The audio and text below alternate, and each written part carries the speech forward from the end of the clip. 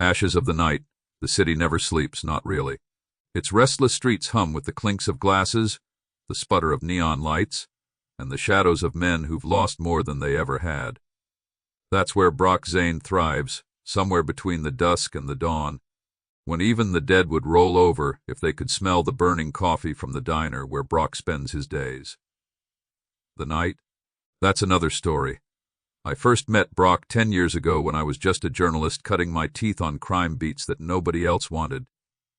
The rag I worked for, the Gazette, wasn't exactly interested in Brock Zane's brand of justice, but I was. Call it morbid curiosity or maybe just the scent of danger. But I followed him, scribbling his story like an obituary for a man who still had some fight left in him. Brock was a diner cook by day. His hands flipped eggs, but they were the same hands that had once clutched the bars of a jail cell. What he'd done to end up there was anyone's guess, but the whispers never stopped. All I knew was that his nights were spent on a crusade of vengeance, though what or who he was hunting, no one ever knew for sure. Maybe even Brock didn't. I remember the night of the Benson case like it was yesterday. A cold autumn evening, the kind where you see your breath long before you feel the frost. I'd just finished covering a drug bust downtown when word hit the streets about a string of arsons on the west side. Brock was already there by the time I arrived.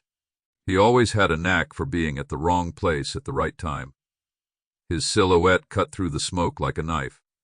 He didn't wear a cape, but his leather jacket and cigarette dangling between his fingers made him look like something out of a noir film.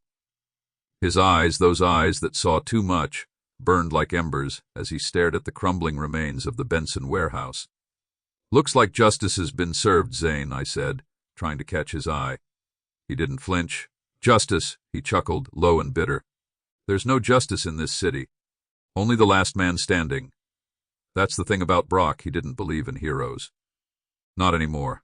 Maybe he used to, but that part of him had been burned out long before I got to him. He ashed his cigarette, the last wisps of smoke curling around his fingers like ghostly chains. Brock had a way of making you feel like you were always a step behind.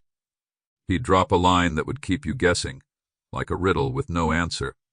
The Benson fire was no different. People said the Bensons had it coming. Something about skimming off the top, crossing the wrong people. But I couldn't shake the feeling that Brock knew more than he let on. He always did. Later that night, I caught up with him outside a dive bar on 9th Street. The joint was seedy, the kind of place where men like Brock could blend in. I slid onto the stool next to him, the scent of whiskey thick in the air. "You're gonna tell me what this is really about, Zane?" I asked, though I already knew I wouldn't get the whole story. Brock didn't do whole stories. He gave you pieces, jagged and sharp enough to cut yourself on. He took a slow drag from his cigarette, the ember glowing like a dying star. "You want to know why?" he muttered, his voice low, almost as if he were talking to himself. "It's not about the Bensons. It's not even about revenge anymore. It's about balance, this city. It takes everything from you, leaves you with nothing but a name. So you make sure it remembers yours." He stood up abruptly, throwing a few crumpled bills on the bar, and walked out into the night. I watched him disappear into the shadows, the last curl of smoke from his cigarette fading into the cold, damp air. That was Brock Zane, a man haunted by ghosts he refused to name, driven by a vengeance that had long lost its purpose. He wasn't a hero, not by a long shot, but in a city like ours, sometimes you needed a man who could walk through the fire and come out the other side, even if he left a trail of ashes behind him. The next morning I found a note slid under my door. "If you're still looking for justice, you're wasting your time. There's no justice left in this world, only revenge."